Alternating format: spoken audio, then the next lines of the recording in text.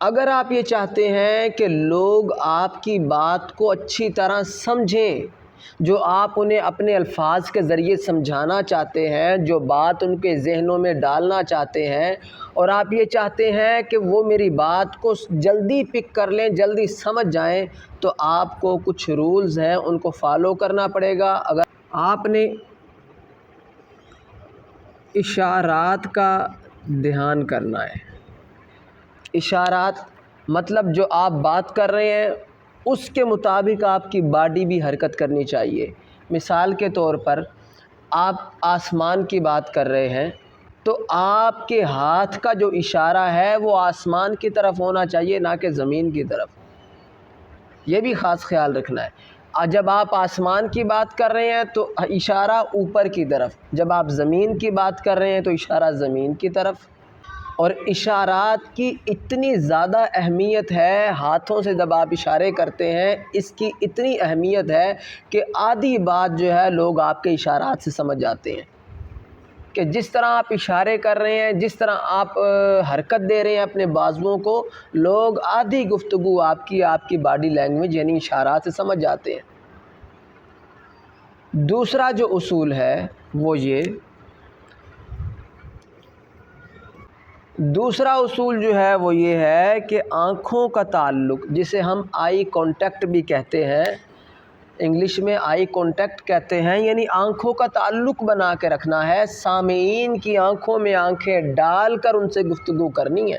جب آپ eye contact, اپنی آنکھوں کا تعلق لوگوں سے رکھیں گے، وہ آپ کی بات پر اپنا سر بھی ہلائیں گے، سبحان اللہ بھی کہیں گے، اور ان کو آپ کی بات کی سمجھ بھی آئے گی۔ اور جب آپ آئی کانٹیکٹ نہیں بناتے، اپنی آنکھوں کا تعلق لوگوں کی آنکھوں سے نہیں کرتے، تو یہ ہوتا ہے کہ لوگ سبحان اللہ تو بہت دور کی بات ہے، ہاں میں ہاں بھی نہیں ملاتے۔ کیوں؟ آپ ان کی طرف دیکھ ہی نہیں رہے۔ جب آپ ان کی طرف دیکھ نہیں رہے ہوتے تو وہ کیسے آپ کو جواب دے دیں؟ تو ضروری ہے کہ آپ کا آئی کانٹیکٹ، آنکھوں کا تعلق جو ہے وہ عوام الناس سے ملائیں۔ اگر آپ چاہتے ہیں لوگ آپ کو آپ کی تقریر پر داد دیں، لوگ آپ کی تقریر کو سمجھیں اور آپ کو ساتھ ساتھ موٹیویٹ بھی کرتے رہیں، تو ضروری ہے اپنا آئی کانٹیکٹ بنانا۔ تیسری بات جو ہے، تیسرا اصول جو ہے وہ یہ ہے کہ جیسی بات ہو اس کے مطابق آپ نے لہجہ رکھنا ہے۔ اس بات کو سمجھیں، آپ کا لہجہ، جیسی آپ گفتگو کر رہے ہیں اس کے مطابق آپ کا لہجہ ہونا چاہیے۔ یعنی اگر آپ ایسی گفتگو کر رہے ہیں یا ایسا واقعہ سنا رہے ہیں جو ہنسی پر مبنی ہے تو آپ کے چہرے پر مسکراہٹ ہونی چاہیے۔ اور اگر آپ ایسی بات کر رہے ہیں جس کو سن کر سامعین غم زدہ ہو جاتے ہیں تو آپ کے چہرے پر بھی غمگین ہونے کے آثار ہونے چاہیے۔ اگر آپ کا لہجہ اچھا ہے، درست ہے، عوام الناس کے مطابق ہے، جیسی عوام ہے اس کے مطابق آپ ان کے لہجے میں گفتگو کرتے ہیں، تو یقیناً وہ آپ کی بات کو سمجھیں گے بھی اور فالو بھی کریں۔